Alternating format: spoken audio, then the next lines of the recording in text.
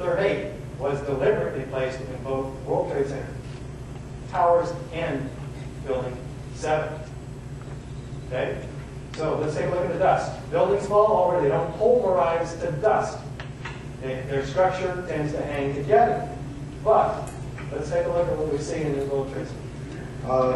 One of the most significant things to my thinking that indicates that this could not have been the sort of collapse that we are told it was is the presence of the dust clouds. And as you've seen in the pictures, and I'm sure all of us have seen probably more than we would like, there were very, very large clouds of very thick dust that enveloped the area, that crossed the river, that made it almost all the way to New Jersey from the pictures that I've seen. This type of flow is something that we are familiar with in physics. It occurs in only two situations that we know of naturally. One is in volcanic eruptions where a large amount of material is suddenly exploded into the air and basically forms small particles. And the other is undersea in what he calls turbidity currents. Let's listen to this fire.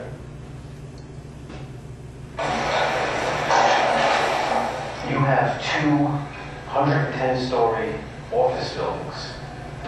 You don't find a desk. You don't find a chair. You don't find a telephone, a computer. The biggest piece of a telephone I found was half of the keypad, and it was about this big. The building collapsed to dust.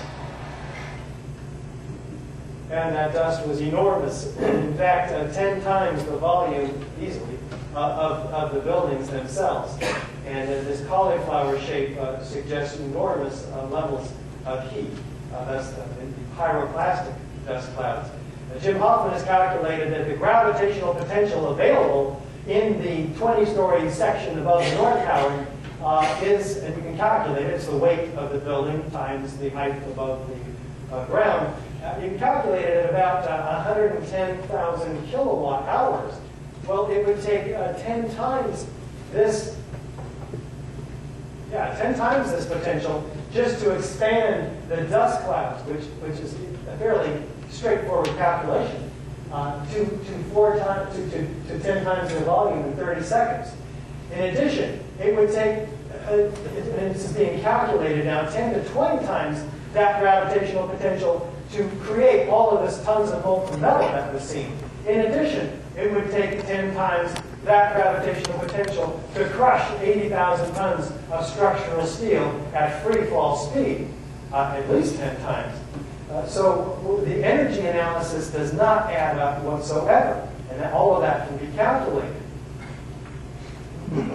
4 inches thick, all down lower Manhattan. Now here is a very important set of statistics, which I hope you'll hold on for. We have fewer than 300 whole bodies in this disaster. 1,100 victims remain unidentified completely. 800 identified by DNA alone. 20,000 pieces of these 2,700 victims were found. 6,000 small enough to fit into a test tube.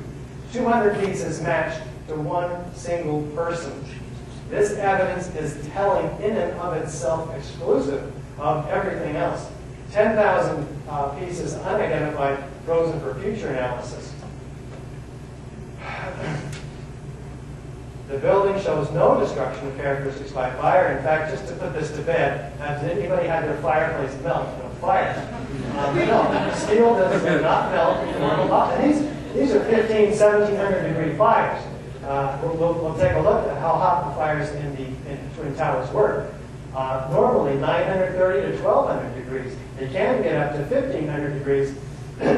His claims 1,800 degrees because steel does begin to soften and loses half of its strength at about 1,200 degrees. But remember also, these buildings are over-designed, the core structure, by a factor of 5.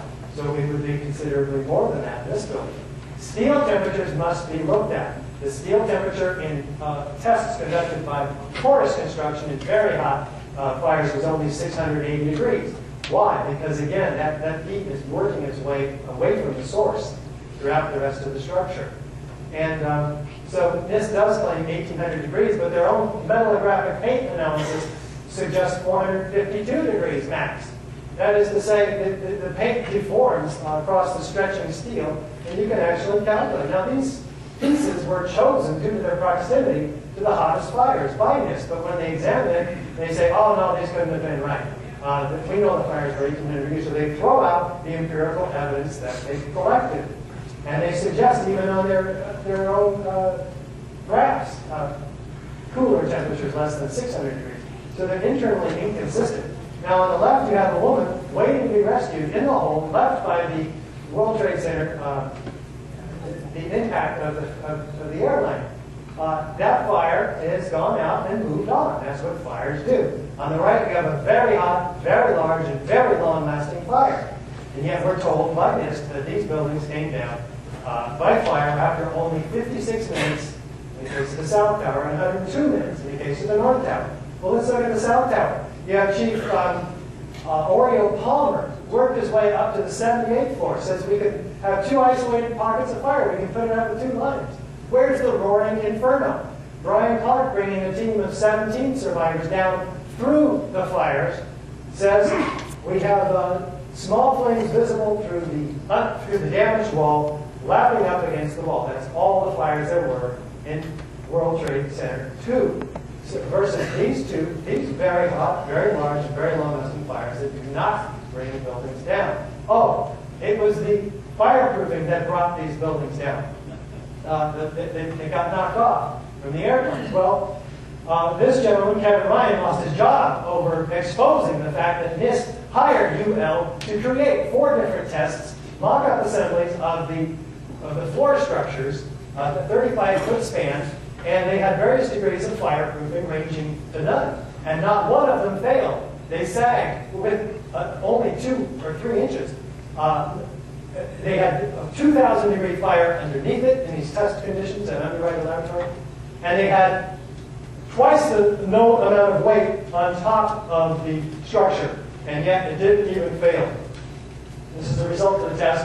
Kevin Ryan brings this to, writes a public letter to NIST, and loses his job at Underwriter Laboratory, and now he's a whistleblower for speaking all around the country, and very well, very, very strong. 950. You may have heard his debate with Michael Shermer of the Skeptics Society, something like that. Well, Fire Engineering Magazine calls this a half-baked farce, this investigation. Structural damage to the planes and the explosive ignition of jet fuel themselves were not enough to bring down the towers. This is the editor, Bill Manning, of the engineering magazine that brings all the fire protection engineers together to communicate and coordinate. A full throttle, full resource forensic investigation is imperative, he says. That's a damning report.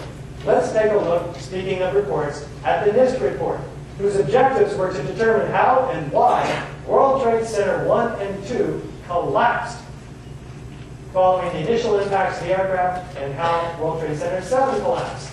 Okay, let's see how they did. Here's their objective.